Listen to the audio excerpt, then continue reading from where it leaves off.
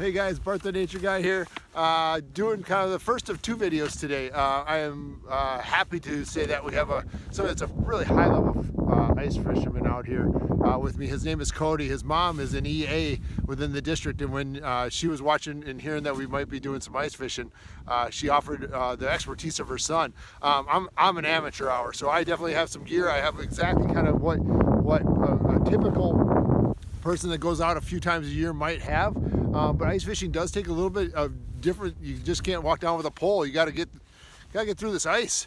So I wanted to go through what do you really need, and then what are some things that make it a little bit more helpful and easy, and then lastly show you some of the things that I carry with me when I come out here. Number one is a sled. You got to get out here somehow. You can carry your stuff, but really the most basic thing is you got to get through this ice. And this is actually an auger. If you see this kind of drill bit behind me, this is the thing that gets me through the ice. It cuts a hole probably about 8 inches. You'll see some augers are 6 inches, some are 8, and some are 12. I want to show you how this works real fast. It's just a battery operated, just like a cordless drill, but it's giant. And it's real simple. Watch this. Just turn it and it spins.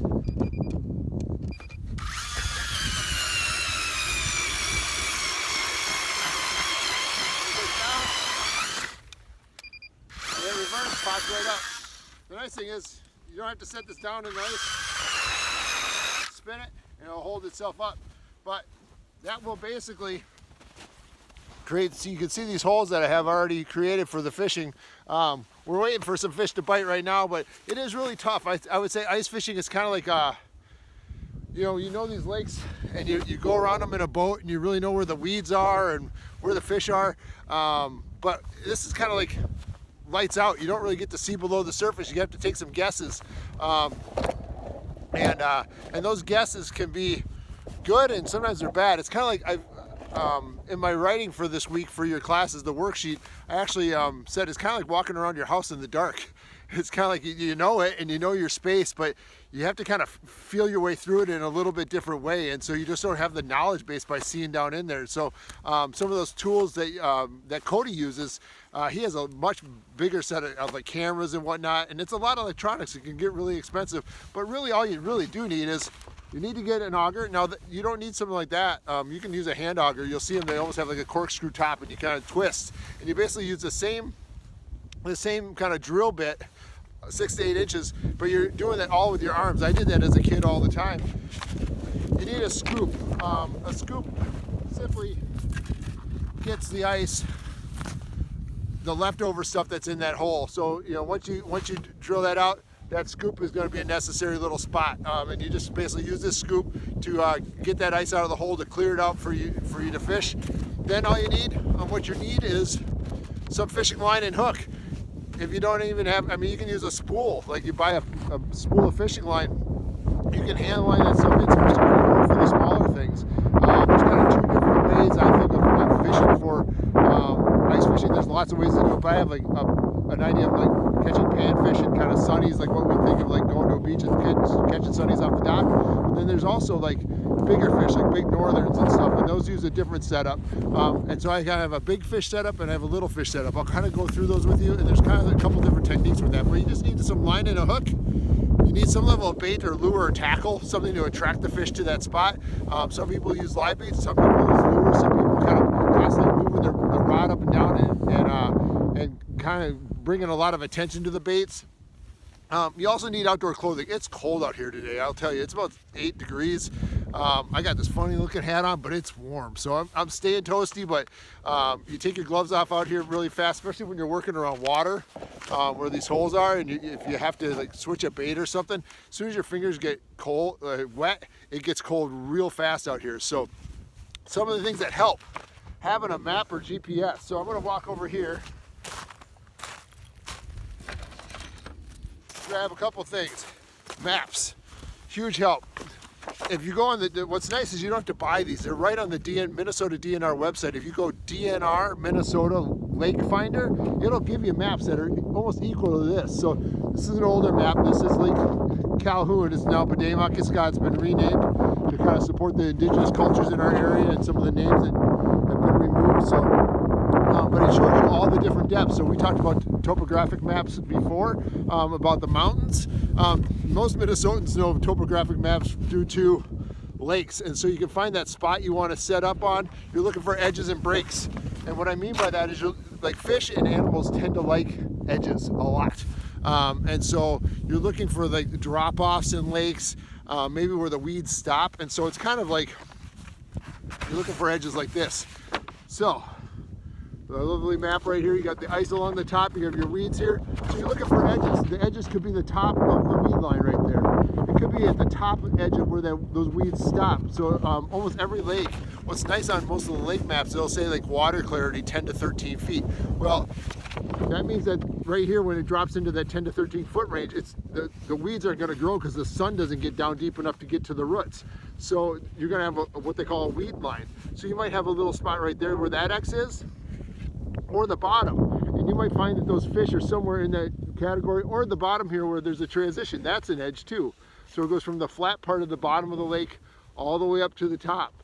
And so finding that little spot down there, or you could find the basin. And so what you're doing in ice fishing is you're taking that auger and drilling holes across the top of that ice to try to see if you can locate those fish. What Cody has is a lot of tools that help with that. What I do is tend to drill holes, fish for a while, and see if there's some fish around. Now, another thing, some sort of flasher or fish finder. I use a little system here. I'll pull this out.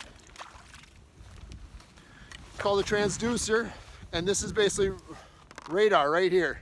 So this goes into the water and hangs into, so this float right here, this hangs below the surface of the water. I will drop it in right here.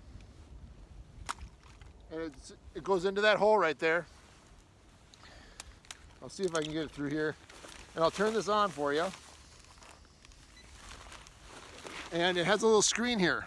And on this screen, it's going to show me the depth of the water. There's a couple different ways to do it, but this is a little enclosed system. It's got a battery to it. It's actually pretty heavy because of that kind of heavy duty battery it carries. And I'll see if I can kind of see that. You can kind of see what that looks like there. And it'll show the depth. So, and it gives me some clues in. It can also even I can make it sensitive enough where I can actually see my bait, no matter how small it is. I can actually see my bait. And also, you can also see a little line move up, like a little fish moving up towards my bait. So it really gives you a lot of detail. And all of that comes from a little radar system here. And basically this float here, send it down through the ice so you get to the other side of the ice with this little transducer, and it hangs there, and that produces a radar or sonar down to the bottom of the lake. So it's a nice little piece of electronics that we carry. An ice house. Today would be a great day for an ice house. It's pretty chilly out here right now, and having a heater. So you can see right there. Let's see if I can use my, right there. That is a heater right there. I still use it even though I don't have an ice house. I use it sometimes to warm up my hands when it gets really chilly. A lot of the heat escapes really fast, so it's not really the greatest use of fuel. You always hear about me talking about like trying to maximize fuel stuff. That's not going to be the best, but it does get my hands a little bit warmer. Another thing that's going to be helpful is making sure that you have a pliers. So not only do you have to go through some of the tackle. So thing is, you got to be able to get a hook out of a fish's mouth. So not only to get it back in the water if you're not going to keep it, but also just to protect your hands, especially on those bigger fish. They have some pretty sharp teeth. And if you're not used to handling fish, that's something that's going to be a huge help, is to make sure you keep your hands away from their mouth as you're trying to get a hook out. So a pliers is nice. I'll go through some of the baits. You know, a lot of these fishing poles look really similar to the fishing poles that we use in the summertime. So I use this one all the time with just a little jig. See how small that is? And those little rubber pieces coming off there, you can switch those up and add different colors and whatnot, and they're really kind of wiggly in the water. So you can, just by twitching your rod a little bit, draw a lot of attention to your bait. I use just a regular fishing rod, but if you notice I have green line on here, that's because against this kind of white surface of the snow, I can not see my line very well. I like to be able to see my line, so I use this bright colored line so I can see my bait, and it's just a bobber, just like you normally would with fishing. So that's one way to do it. There's also something called a tip up. Tip up is a really cool system.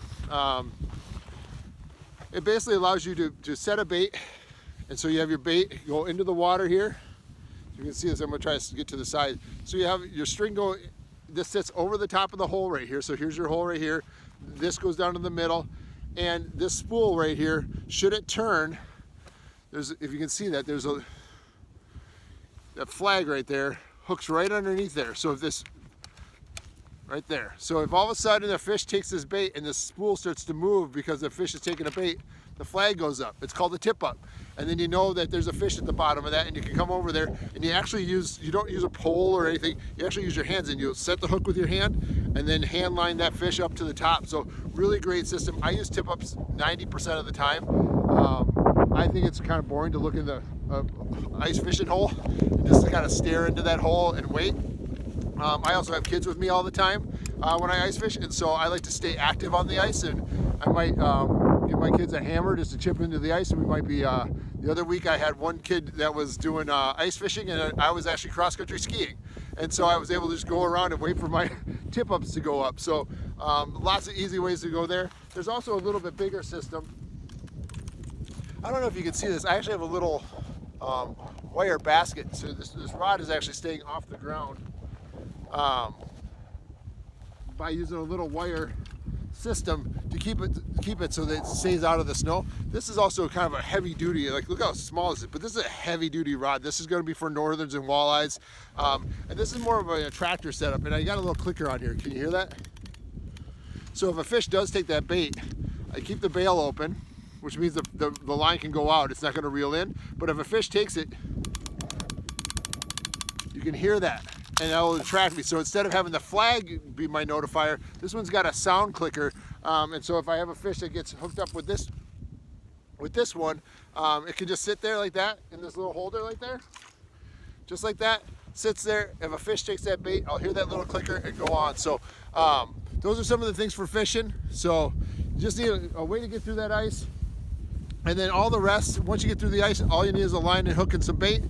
After that, all of this is extra stuff. So lots of great lakes in Minnesota, and the nice thing with ice fishing is you can actually see where people are fishing. And so you can use their old holes and go from there. So as far as like just location, you'll have to still use some way to get through the ice to actually get through the ice. Holes actually reseal pretty fast, especially when it's cold like this in that kind of single digits, but at least shows you where other people are fishing. And if they have all those high level electronics, like you'll see in that second video with Cody, like they have a lot of information that I'm not going to carry. I have a little bit with my small kind of fish finder LCD depth finder, but they definitely will. You can look around the lake, see where the ice houses are, see where people have put up their their kind of fishing camps like this one for the day, and you can see all where people have put a bunch of stuff. So I encourage you to do that. Take care, everybody. Bart the Nature Guy. I'm gonna go get warm. See y'all later, and good fishing out there. Take care. Bye-bye. I'm Cody. I'm out here today with my mom, Deb, who is an EA at SEC Invest, and actually just reached out to me about a week ago. And Bart, right behind the camera there, he kind of likes this whole kind of outdoor kind of fishing thing, so he wanted me to tag along with and kind of show him the ropes a little bit. Like he said before, there was kind of a lot of things that us ice fishermen that kind of do this a lot kind of have a lot more of than the guy that just kind of does it once or twice a winter. So I'll kind of run through a bunch of that stuff. Here I have a Garmin LiveScope unit, and this is actually attached to a transducer that's over there, and you actually spin that unit, and I'll kind of demonstrate it too. Bart will get the camera over here, but if you just kind of spin that, you can kind of see all directions of you below the ice up to about 80 feet away. And having that tool is extremely useful, especially for ice fishing when you're not really able to put the boat on the lake, obviously, and troll around and kind of find fish. So this helps me a ton narrow down where those fish are at. Obviously, when you get back to and finding fish, you obviously kind of get on top of them. Here's a Markham MX7, and this is basically just a simpler version of that just shoots down a down angle and lets you see your bait and any fish that are below you.